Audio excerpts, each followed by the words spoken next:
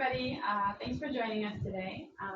We are the Europa Club leadership, and we're very excited that you're here with us. The point of this session today is to kind of give you the insider tips of what we wish we knew before coming to the US, before starting our MBA. And we encourage you to make this as interactive as possible. We have Joanna here on the laptop. She'll be shooting out your questions as we go, and we're very happy to address anything that's on your mind.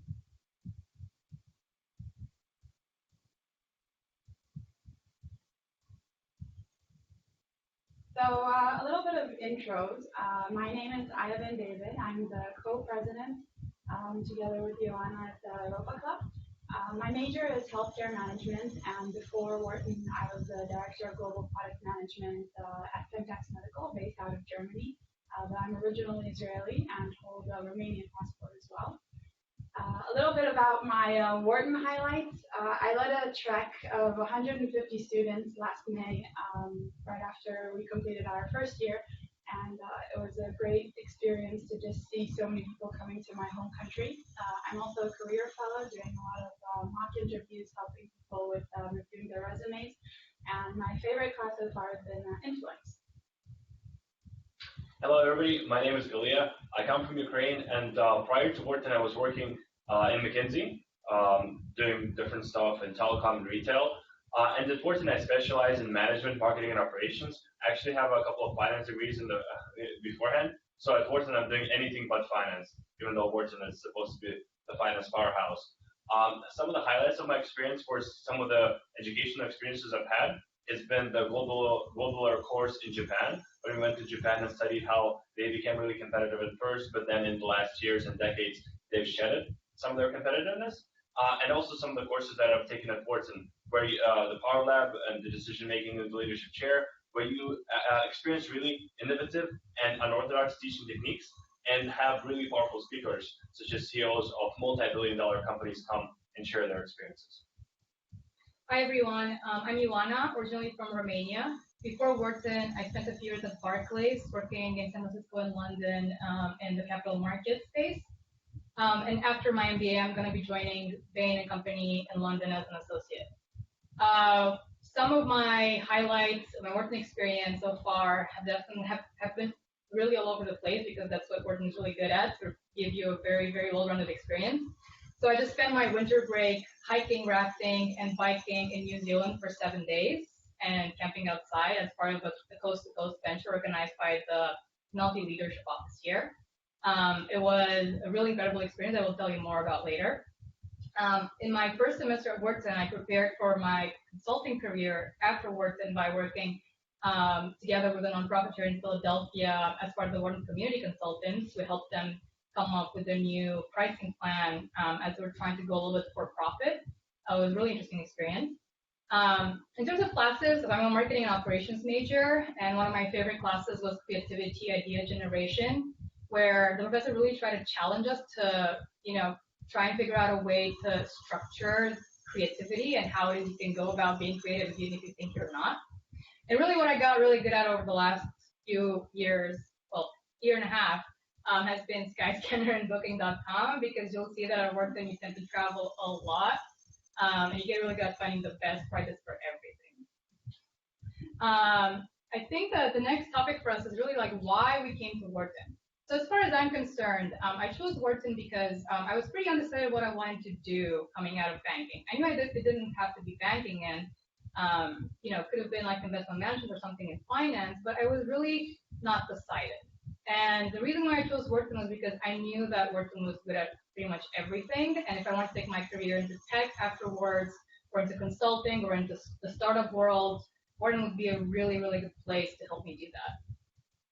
So my story of why Wharton, actually, I was, like I mentioned before, I was living in Germany. My life was pretty much set in Europe. I was planning to go to a European MBA program, but then, I was kind of thinking, what will help me? I lived all around the world growing up. I lived in Hong Kong, in France, in Germany as a child, and in Israel. And I kind of wanted to maximize my career and the potential. And I figured out that, if I am coming to an MBA program in the US, even though it's a larger investment, I can easily find a job in the US, get this experience, and also go back to Europe at a later point in time, which I wouldn't have probably been able to do if I was doing an MBA program in Europe. So, even though there were other restrictions and it could have been easier for me to choose a European school, I kind of let go of all those things and kind of asked myself if I could really do, put all other circumstances aside, if I could do what I would really want to do, which program would I choose? And my answer was Wharton. So when I got in, it was obvious that this is the choice that I would make. Yeah, for me, the reasons were in many ways similar. I think what really motivated me is the size of the Wharton program. Firstly, that encompasses the number of people who are there. Your class is very big and very diverse, and you can learn many different things from different people. You can meet a lot of great, interesting, and unique individuals.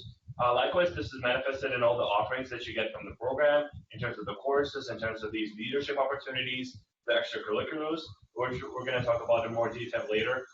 So the size of the opportunity that Wharton presents is a really big drawing factor. And I think just something that I missed out is basically the alumni network. So over 30,000 of the Wharton alums are based out of the U.S. So this can help you in terms of career and networking and building your relationships outside of the U.S. for sure, wherever it may be. So we would like to walk through today, the main buckets. So we have academics, leadership, career management here at Wharton, but the focus is more on the student life and Philadelphia. What does it mean to live here, to move here? What does it mean to move to the U.S. in general in terms of visas and everything you need to know?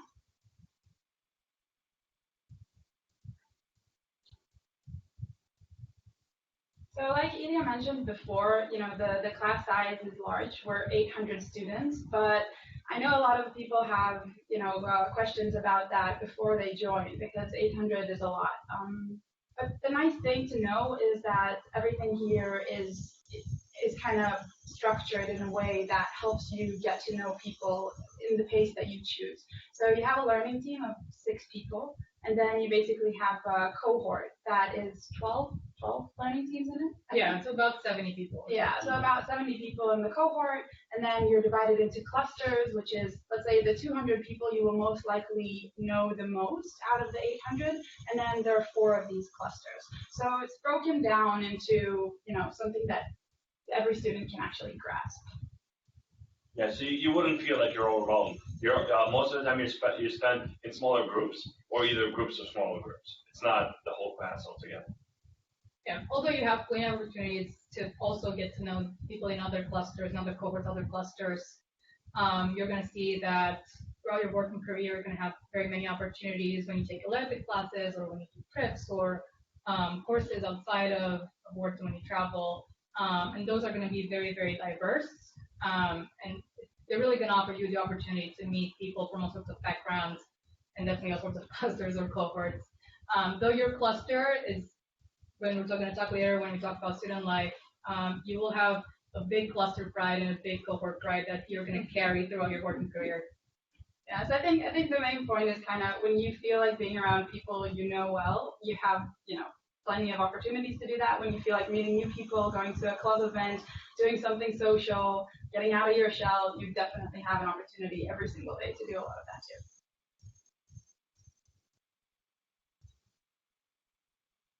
So in terms of academics, we kind of, wanted to focus on the things that are relevant for internationals.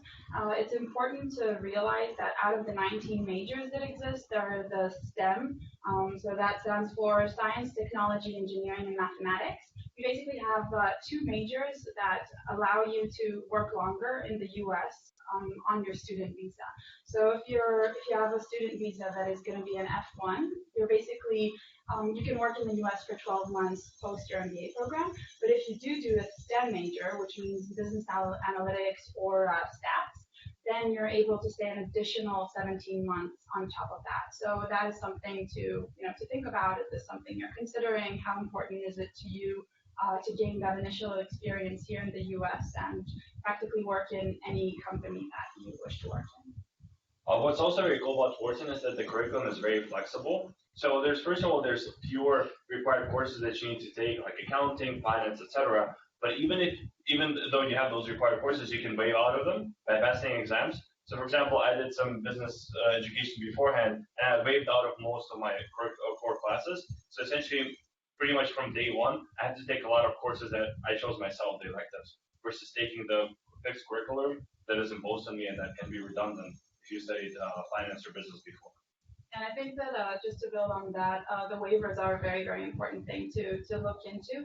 If you have studied business in your undergrad degree or if you've done some of these courses, we highly recommend that you go through the curriculum and see what you can either have a waiver due to previous courses you took, or if you do want to plan and come to Wharton a week or so earlier to be able to take those exams, just have a look through that and because if you studied it, there's no reason to go more on it, because as you know, you can also see on the slide we have 200 electives at Wharton, and you can also take classes throughout the whole University of Pennsylvania. People are taking stuff such as filmmaking, meditation, different kinds of sociology classes, languages. So there's a very vast variety of different academic things to choose from. On the flip side, if you didn't do any waivers, like in my case, even though I have an undergrad degree in business, it's still fine. It's just, throughout the first semester, you kind of align on, the Wharton standards. You learn new things in all the classes, even if you took them before. So not a big deal, just recommendation. And then if you're worried about grades, one interesting thing about Wharton is that we have what's called grade non-disclosure. This is something that students vote on every year. It's more or less, a peer agreement that people are, if they want to, they're not going to disclose their grades. And employers, when they come to campus, they know that, they shouldn't be asking us about our grades. So, if you're thinking about trying something new, let's say you really want to take that physics, I don't know, like nuclear physics class in undergrad, and you want to take it from Penn Engineering and you're worried it's going to affect your GPA or something, or you've never done finance in your life and you're worried about taking corporate valuation class, don't worry too much about it.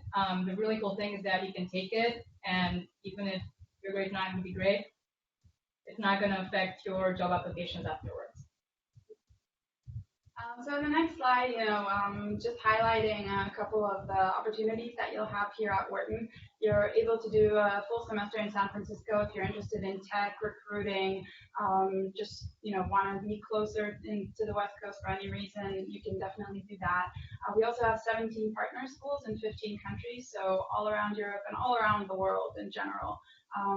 That you can definitely take advantage of that and go for a quarter. So that means 6 weeks of our program or a full semester.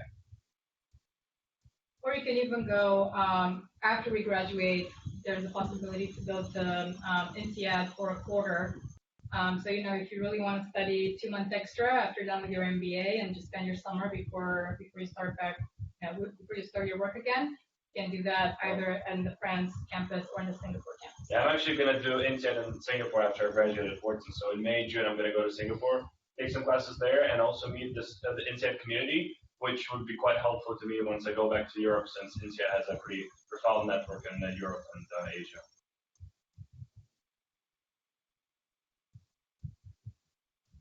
The leadership one. Yeah. Ventures. I mentioned earlier that very recently over winter break, I went to New Zealand to do one of what's thought to be the most intense ventures at Wharton. You pretty much cross New Zealand coast to coast in 7 days, biking, hiking, and rafting.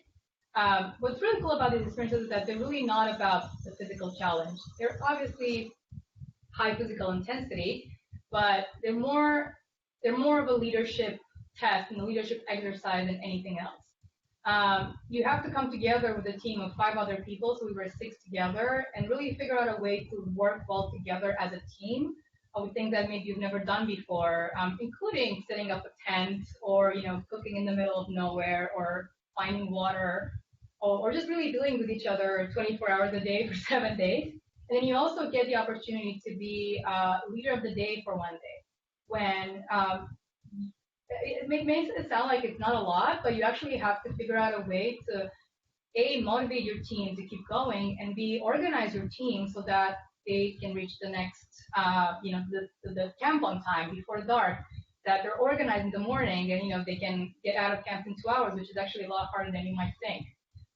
So this is one of those things that's not necessarily a course on campus in the classroom, but it's really taking whatever it is you're learning on campus and applying it to a very real life experience, which is pretty great. I think Ilya has also done a venture and can talk a little about that. Yeah, I've done a venture as well. Last year, it was in the Andes, and we climbed one of the peaks in the Andes, 5.5 kilometers. It was a pretty cool experience. I've climbed some other mountains before. I like the fact that you worked with a lot of experienced guides who climbed all kinds of crazy stuff like K2 Everest a few times. Climbed some of these heights at night. There are also many other possibilities for these leadership ventures. So there's a trip to Antarctica. There's a trip on different ships, like tall ships and also yachts. So it can really be tailored to your preference and also to your desire for the intensity of this physical experience. A little about the workshops that you can do. So I actually attended, I think, 4 or 5 of these workshops. I really enjoyed them. One of them was presence and leadership. So we basically went to a theater on a Saturday morning, and we spent the whole day there with actors who were talking to us about presence and nonverbal communication. And we did super interesting exercises that I would have never thought I'd get to do under any other circumstance, and I got to know a lot of new people, and it was a really fun day. And I think I definitely, you take from these days like 1 or 2 things that you take forward with you whenever you're presenting something, or and that to me has great value. There was also one about storytelling and how you tell your own stories and how you present, and it's just so many opportunities that you can take these little tips with you for life. I did one where we had one of the chief interrogators from the FBI come and share some of his know-how and techniques, as well as war stories. So that was definitely exciting and something memorable. So I was just going to write in the chat that if you guys have any questions, feel free to ask them, and we can incorporate them into our presentation. So as we go, if anything comes to your mind, feel free to just write in the chat. So in terms of the career, Wharton definitely puts a big emphasis on getting you the right job, because ultimately the key of this experience is for you to end up in the right position professionally going forward.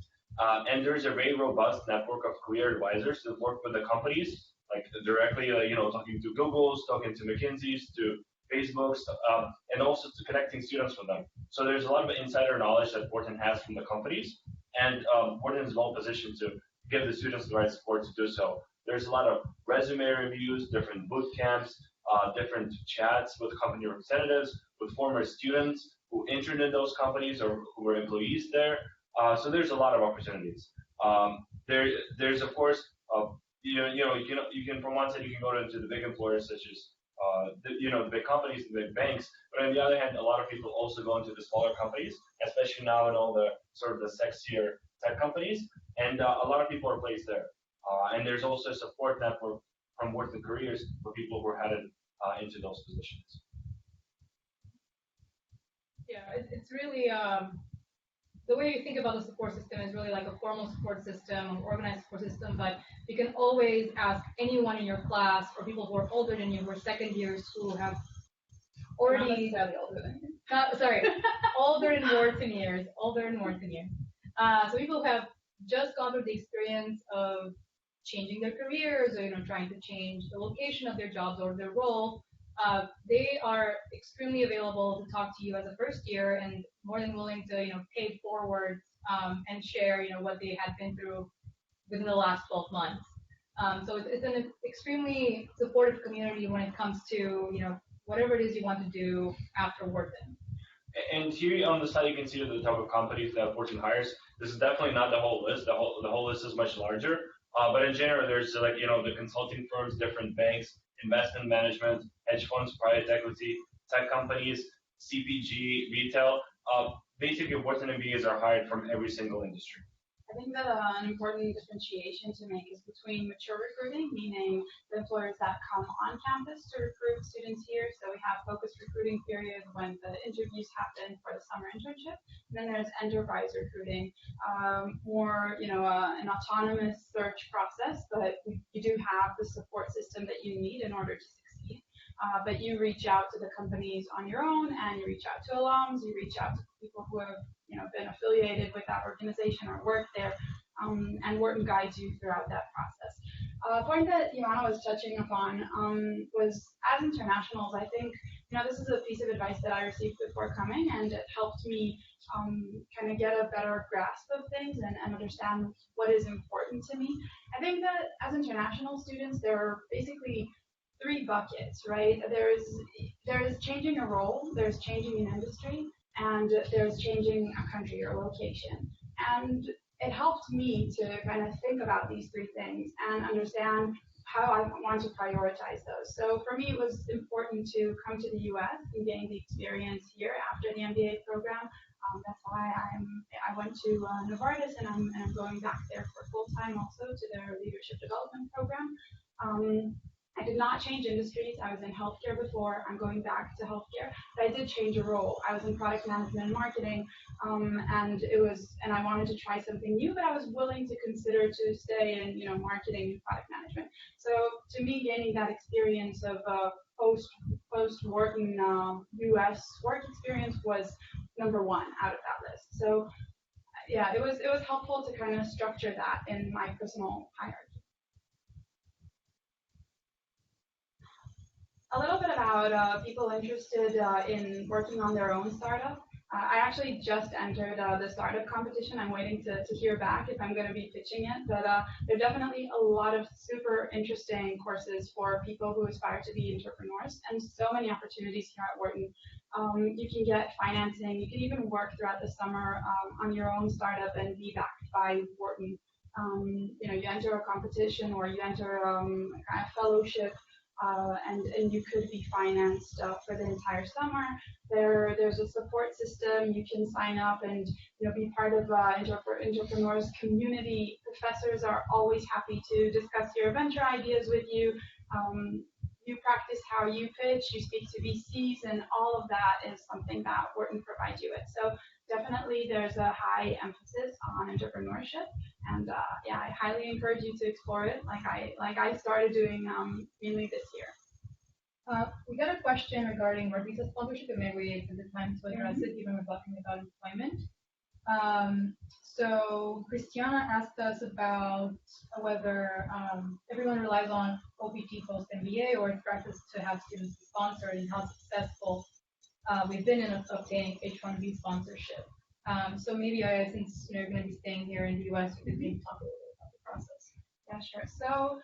So as we mentioned, most students coming in are coming on an F1 visa, and you do get those 12 months right after. So the usual process is companies that if you have a job. So in my case, right, I know that I'm already starting to work in July, and what's happening is Novartis is applying for my H-1B. The thing is that before you've completed your MBA degree, the chances to win that initial lottery are only around 30%. So most people will rely on the OPT, even if they have been part of the H-1B lottery. They will rely on the OPT for the first few months, and then what the company does following April will apply again, and then your chances already rise to 70%, and then you switch to the H-1B visa. That is the regular track that most people go. Yeah, and many big companies actually do sponsor international students, such as all the big consulting firms, also some of the big tech companies like Microsoft, Amazon, Google, as well as CPG companies like Kraft Heinz, like ABI. So there's a lot of opportunity. Not every single company would be able to sponsor international students long term, but many will do. Yeah, I think like Ilya was saying, it's mainly tech, banking, and consulting definitely do sponsor. And then in healthcare sector where I'm in, I mean, there was a pool of about 30 companies, big companies that do sponsor, and then that's only through mature recruiting. So if you do enterprise, you need to reach out to them on your own, and you build those relationships. usually when they want you to come work for them, they find a solution, they find a way around it. So I wouldn't be too worried about that.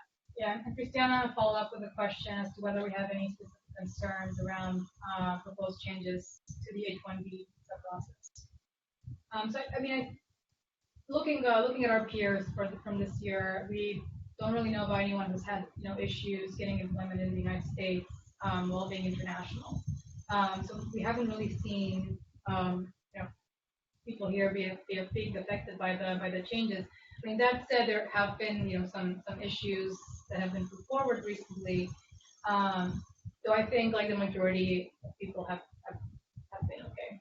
So actually, according to to what's supposed to happen in the future, which hasn't happened yet, so technically nothing has changed between us and people who were sponsored before, is that there's going to be a certain salary level that will determine that.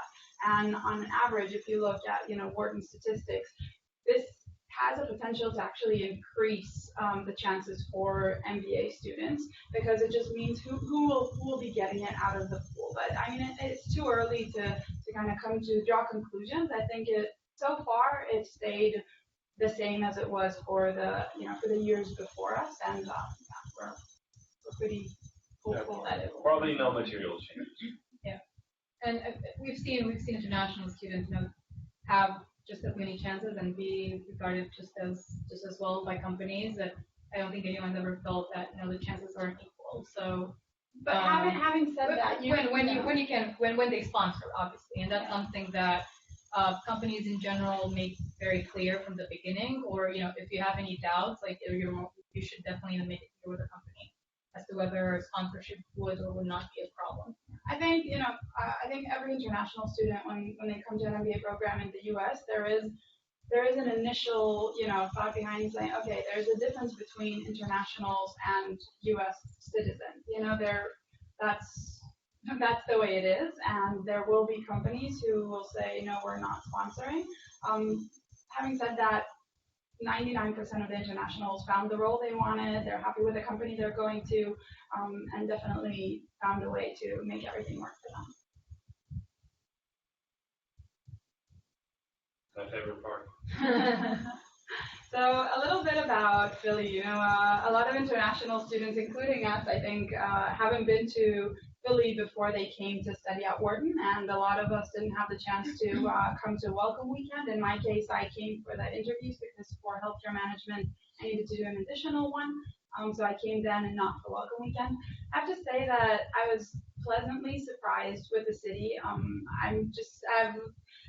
Over the summer I spent it in New York, and I was kind of missing Philly. Just to come back to this. We basically all live in the same 10, 15 blocks in the neighborhood called Rittenhouse Square. You can look it up, see all the buildings on a website called Very Apt, where you have reviews of all the buildings. The buildings are managed, so most of them have pools and gyms. It's a super tight community. You have people that study with you at Wharton in your building. If you want to Uber to campus or just take a bus or walk, you will always have a partner who will walk with you, join you for that. It's super social. Every day there are things going on. The restaurant scene here is wonderful. I was very, very pleasantly surprised. I think because a lot of people haven't lived in Philadelphia before, including Americans, we end up having a very tight community because everyone's new to the city. And the fact that it's smaller and it's so walkable, it's a very manageable place to live in as a student. So it really brings the community together. And a lot of us live in these buildings that have maybe 70 to 100 Wharton students. We call them Wharton dorms. They're not really dorms; they're real apartment buildings. They're nice buildings. Very nice buildings. But yeah, because the Wharton community is so big there. I mean, you can ask for anything. If someone has a lemon, for example, you can just put it in your building group me, and then someone will give you a lemon. So it's like a big family building. And I think in terms of costs as well, I mean, I live for the same price, that I live in a one-bedroom here in Philly, really nice on the 39th floor. I was living in New York over the summer, and I got a tiny room and a roommate, a shared bathroom, and a single bed. So yeah, yeah, it's a good place to be a student. You guys covered most of it.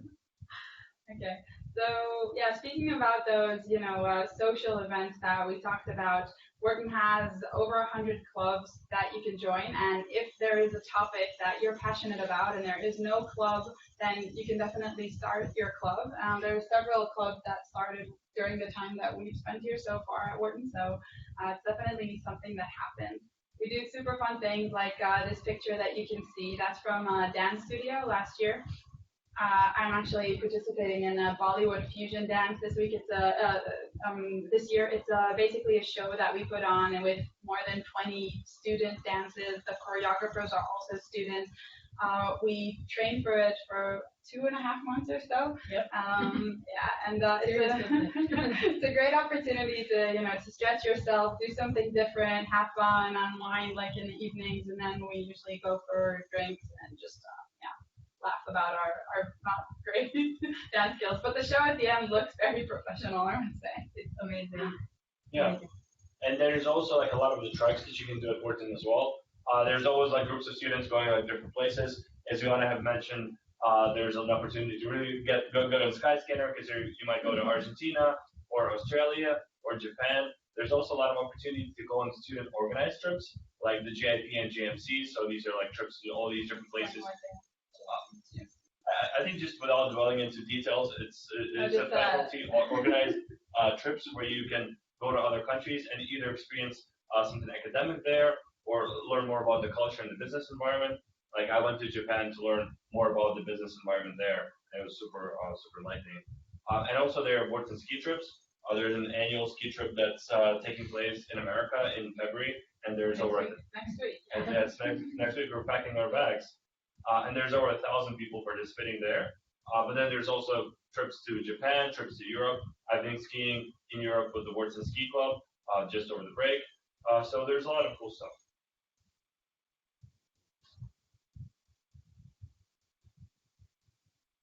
So yeah, I think in terms of the application process, for the visas, if you are currently working in a country that is not your country of citizenship, perhaps you would need to go back home to get your visa. So just look into that and see what works for you and where the process will be easiest and quickest. It's a process that takes, I don't know, about 10 days or 2 weeks, but try to do it as early as you can, just to make sure that that everything is working on schedule for you. You can enter the U.S. Up to 30 days before the program starts. So just take that into consideration when you're planning your trip and buying your tickets. We got a question from someone as to which type of visa international students prefer, J or F, and how does it work for partners? So generally, so generally on an F visa, a partner can reside in the U.S. but cannot work. On a J visa, on a J2 visa, basically, your spouse, it has to be a spouse, will be able to work. There's a lot of considerations, and I remember doing a lot of research on this before coming to Wharton too. There are implications about your OPT, the length of it. People that get a J visa, for example, can't do the business analytics major, so they can't get the STEM extension of the 17 months. There are also some tax implications to it. So kind of saying which one is better, I think it's very individual. It depends on your circumstances and your situation. There's a give and take on each one, especially for people coming with partners. There are also good comparative boards online where you can see what are the main differences. And if you're coming with a spouse, I think in Wharton there's a lot of people doing either one, just depending on your situation and how the implications of each visa type would affect your situation. We got a question whether the 30 days period is counted from the start of preterm. Yeah, it includes. Yeah. So basically, you will get a letter, saying when preterm is. Yeah. So on your I-20, it says the date of when your program starts. So 30 days prior to that, you can enter on your F1 or J1. Yeah. So just for all these purposes, ISSS is really good at communicating with you. Just keep an eye out for any letters that they may send you, any emails, any sort of communication you might have. It should be fairly straightforward, as long as you have all the documents that they suggest you have when you go and you apply for your visa. And they're also very helpful. So on your main ISSS page, you have your personal consultant from the office. So you can reach out to them by email, by phone. They'll be happy to answer your questions. They also have that comparison board that we were talking about between the J and the F. So take advantage of that resource because it's here for you and can definitely clarify all that and you will know exactly like what's the best for you. So regarding housing now, yeah, so we just got a question from Laura as to how we found housing and put down a deposit while being outside the U.S. And what is Very Apt. So Very Apt is a website where you can go and you can learn things about various buildings that are in Philadelphia where most people tend to live. These are larger buildings that are with managed apartments or with condos. And you will have reviews, and you can know if it's a Wharton student that's reviewed that place because they can sign in and they can say that they're Wharton student or they're like a Penn grad or anything like that. So that's a really good place to start your search and to see what works for you in terms of what you need, whether you a more modern building or not that modern of a building. So that's a very good place there, and like I said, it's all based on student reviews, or if they are student reviews, you're going to know that they're student reviews. In terms of housing and putting down the deposit, so yeah, I mean, it's a little difficult that you're far away, but I think Very Apt is a very good place. And then, we're also happy that if you have any questions, you can put them in the Facebook group, and we're happy to tell you about, where we've lived and to give you advice on that.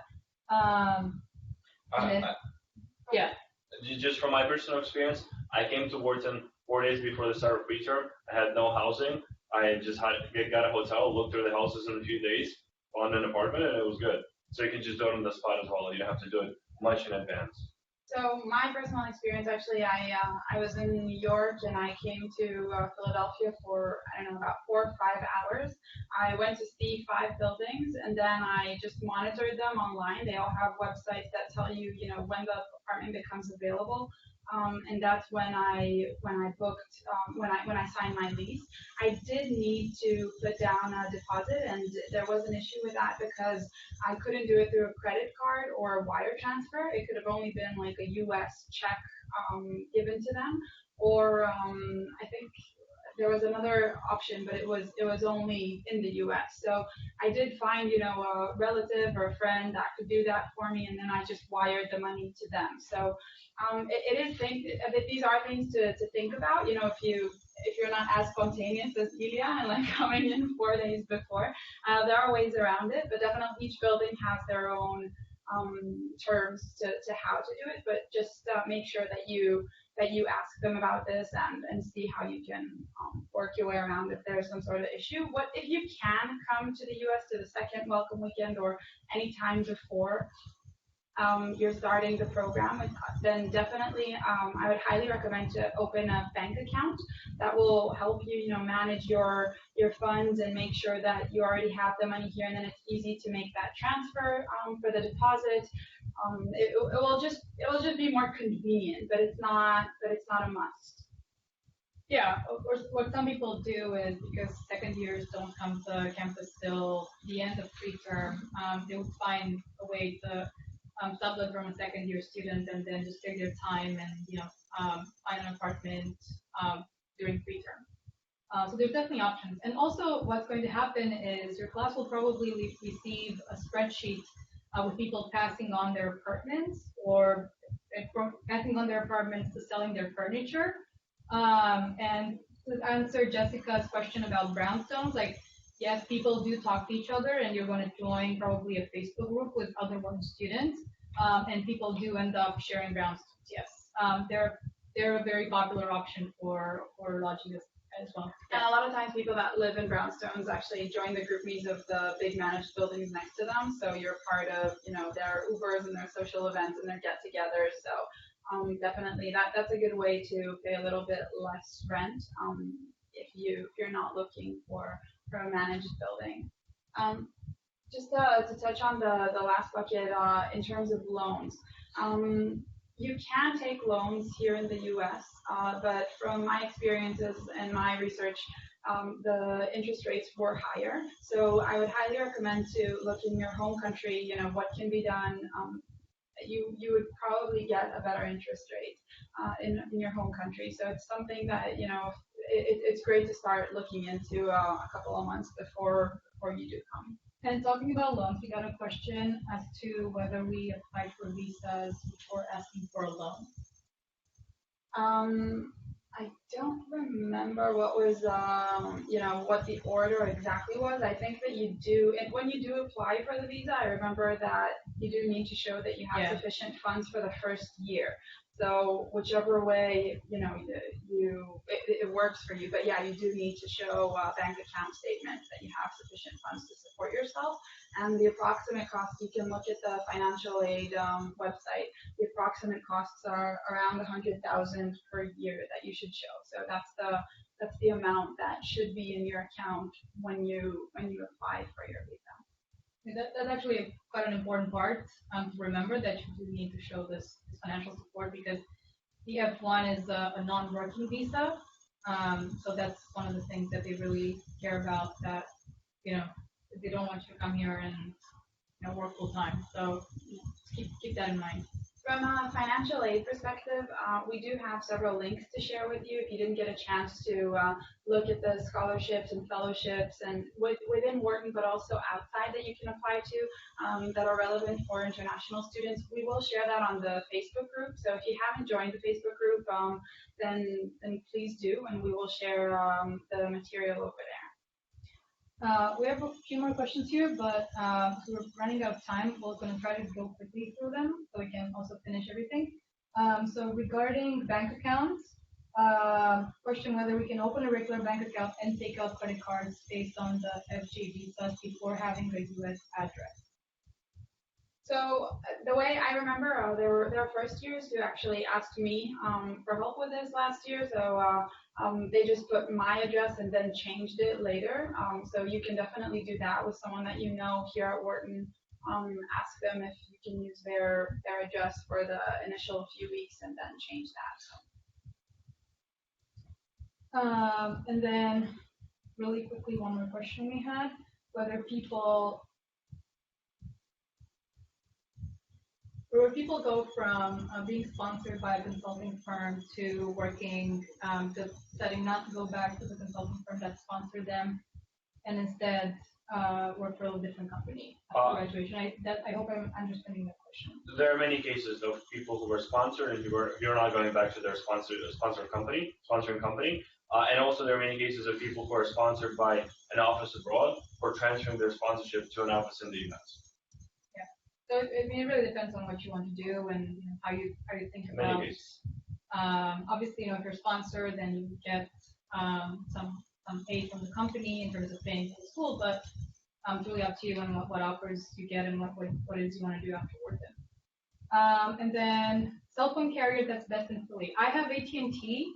And it's been working great. I have Verizon. Yeah, Verizon. A lot of people have T-Mobile. I had T-Mobile actually for the first week, and then it didn't work in my apartment, so I need to switch.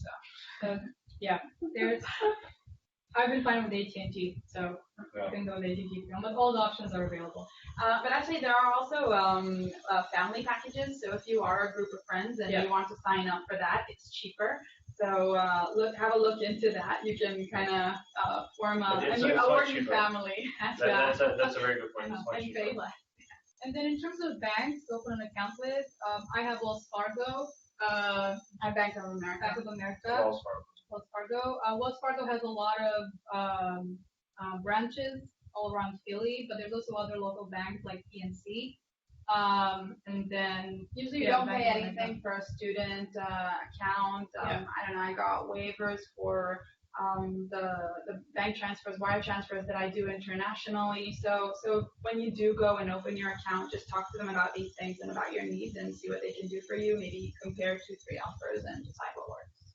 And you can just spend 2 hours around Rittenhouse Square and you can probably hit most of the banks. So yeah, just we're having on. Yeah, I think we're good. Okay. So yeah, just a little bit about our club to wrap up the conversation. So as you can see, we are doing everything we can at Europa to support prospect and admit students. And we're hoping that you will come here to Wharton and contribute to the community and join us. We're definitely, organizing year-round events like social events and get-togethers, educational lunch and learns about Europe to enrich our peers about our backgrounds and we have the masquerade party coming up next week. So if you happen to be in Philly, you're more than welcome to join us. We're working on increasing and enhancing all the time the relationship with our European alumni network to make sure that if and when we do come back, we will have a very robust network that we can reach out to in any country in Europe and kind of create that umbrella organization together with the school and admissions that have been super helpful and helped and sponsor and kind of worked with us on this event. So there are many opportunities to take initiatives. This is actually a pilot. It's the first time we're doing this because Welcome Weekend was going on this weekend, and we wanted to do something for international students. We came up with this idea to admissions, and from there, everything just worked, and they're here with us today, supporting and making sure that we have the infrastructure that we need and the guidance. And definitely, Wharton is a very, very supportive place, and you can come with any idea you have and create. Yep. And join the Wharton group, the Facebook group if you haven't already. Yeah. That's what it's called. Wharton Europa Admit WG20. And you can post any questions that you have there. We're going to have our contact information there as well if you want to reach us directly. But definitely make use of the other international student support group with any questions that you have with housing and everything. And also keep an eye on the Facebook group with the rest of your class, because that's going to be where a lot of this information regarding accommodation and getting to Philly and all of that, and getting to know your fellow classmates is going to happen. Yeah, and we highly recommend, be as active as possible. If you're looking for a roommate, they are looking for a roommate. People will reach out. There's always, this is your place to communicate with each other, and we're just trying to facilitate that. So definitely try to take as much advantage of that as we can. Yeah. Cool. Thank you for joining us. so much. See you at Wharton. Welcome to Wharton. Bye. Bye.